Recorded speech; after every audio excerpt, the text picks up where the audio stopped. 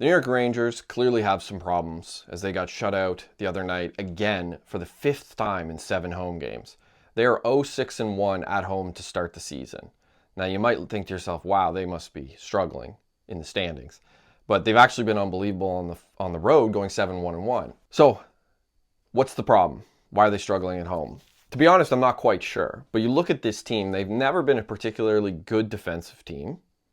And Mike Sullivan's kind of got them playing some decent defensive hockey, so credit to Sullivan there. But here's some problems that have kind of carried over from last year, both with the Rangers and the personnel that were there last year and this year, and also their head coach, who was obviously not there. He was in Pittsburgh.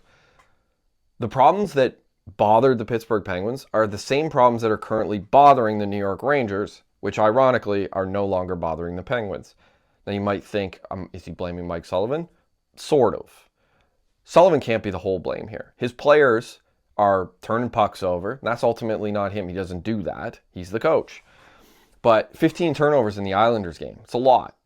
You know, that's a team that is not being responsible with the puck. And Sullivan in some of his post games has said that, you know, we need to be more responsible. We're not a dump and chase team, but we can't play reckless. And he's referring to carrying the puck into the offensive zone there.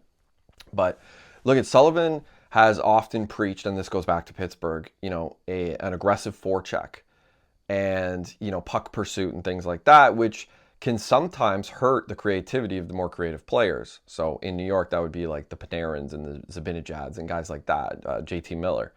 In Pittsburgh, it was Crosby, Malkin, and you know, Erik Karlsson as well.